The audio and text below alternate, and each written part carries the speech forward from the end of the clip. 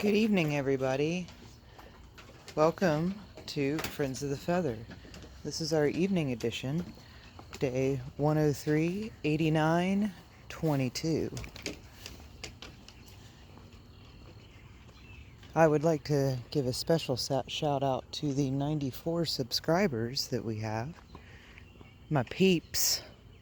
If you haven't done so already, please subscribe. Give me a comment if you would. Tell me that my dog is too fluffy. Everybody tells me he's overweight. He eats the same amount as his mother, which is the other big fluffy dog. So, I'm saying it's genetics. I think his father was a very big dog. And I think that's why he, I actually had a vet scold me about his weight. He was a bigger dog at that point, I admit. I was feeding him too much.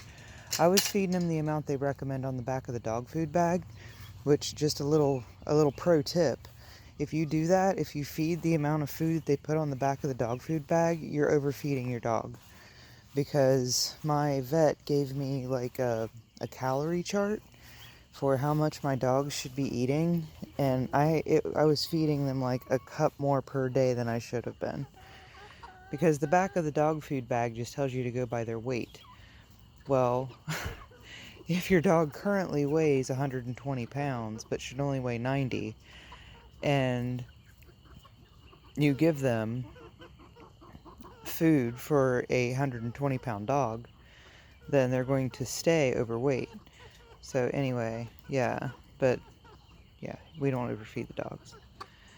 So the chickens are furiously looking for their roost. I went ahead, I don't know if you watched the morning edition, I was talking about some kennel covers that I was lusting over because, these guys have no shelter technically.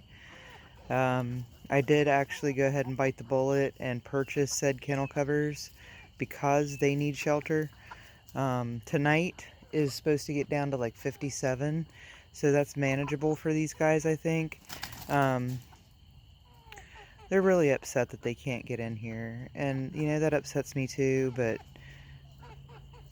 this is just the way it's going to have to be, and Fiddle's all confused. He doesn't know what to do. But anyway, I went ahead and bought the kennel covers because I didn't really have a way to give them shelter other than that. It says it's weatherproof. It really did say that. It said weatherproof. I'm like, weatherproof? I swear it said something different than that. It wasn't weatherproof. It was like, but it's same thing. Same thing. So those will be here tomorrow. It was actually available for next day shipping. I was very impressed. So that's a little happy birthday from me to me. I bought myself a big, nice red calla lily today too. So that was another happy birthday from me to me. But that's okay. That's alright. I actually don't necessarily like getting flowers. Calla lilies are bulbs though, so I can plant those and they'll come back. Or I can, keep them in the pot and then just, start watering them in the spring and they'll come back. But like, getting flowers is pretty cool and all because they're beautiful, but they die. It seems like such an impractical gift to me. That's why I don't ever... I sometimes I'm like, oh, getting flowers would be so nice, but then I'm like, but then they're just gonna die. They're so fleeting. I feel the same way about like seasonal flowers. Like, I got my mom a big old pansy for Mother's Day, and she enjoyed it for like a day or two, but then she picked it to death. So now it's got like 2 strands of green left in it, and the rest of it is gone. I think she was mistaking the like the buds that hadn't bloomed yet for dead ones, because it was a purple flower that was like really dark blue, and so when they were just starting to bud out, they looked black almost.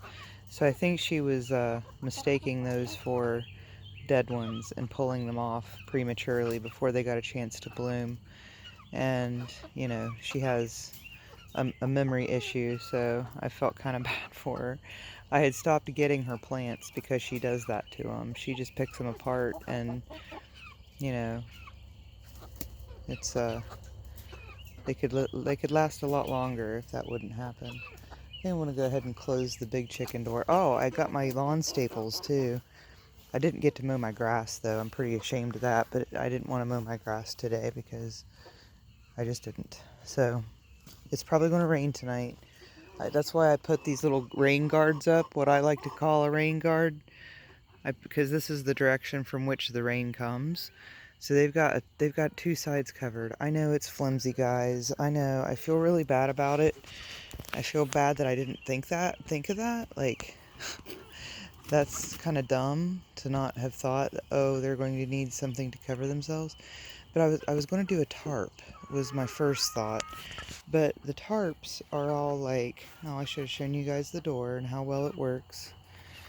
But tarps are, I don't know. I have a thing, tarps are not my friend. But I got the staples down. There's probably like 20 of these lawn staples in this thing. But it was bent in all kinds of funky ways, so it needed help. And I've got this edge tacked down really good. Once I get everything 100% secure, which is going to be including getting this over here covered, once I get that done, I can leave that door open and not have to worry about it technically. So I'm going to build a pyramid of concrete blocks in the middle. See, I started it, but these ones that are filled with concrete are ridiculously heavy, so I need to eat my Wheaties before I do that. And I was a little tuckered out today after doing all this. I know, spectacular birthday, huh? You guys are just going to have to suck it up. I'm sorry. Changes take place sometimes in life. Look. JayGee and Marie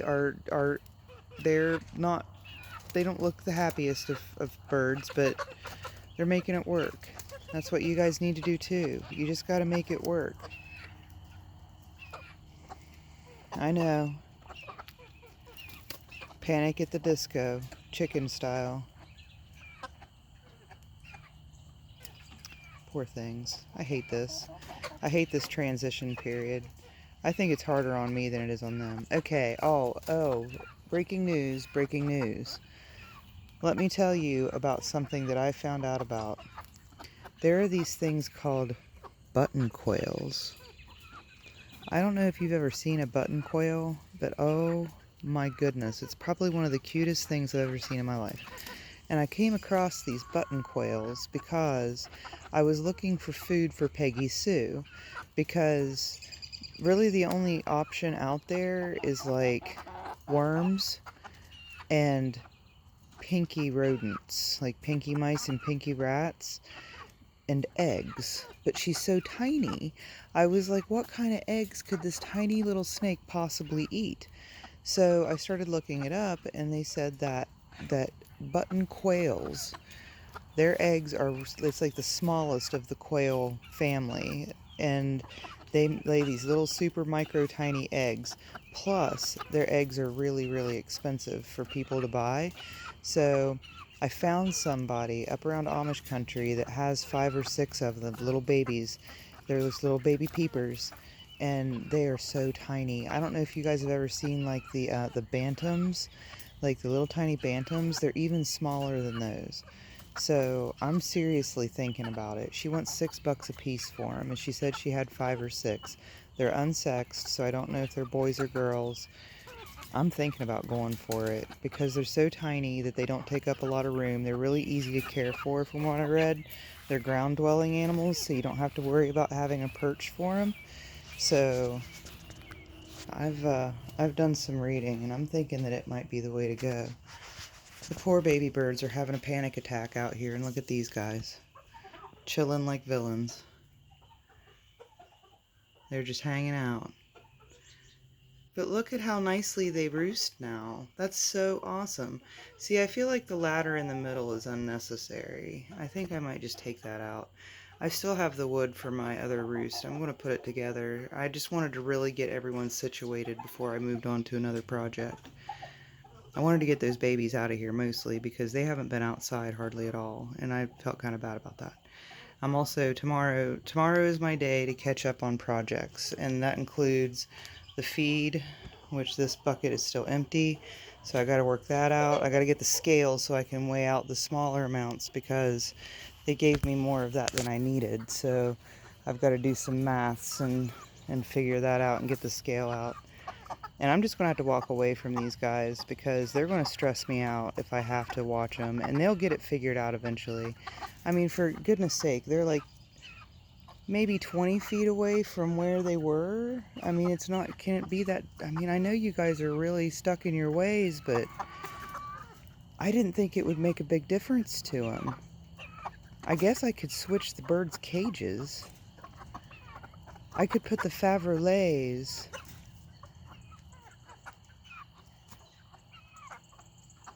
Because that would be closer. I think I'm going to do that. Alright, I'm going to close out this video and decide if I do that or not. I think I might though. And then we'll be seeing you guys later. Thanks for watching, everyone. Bye-bye.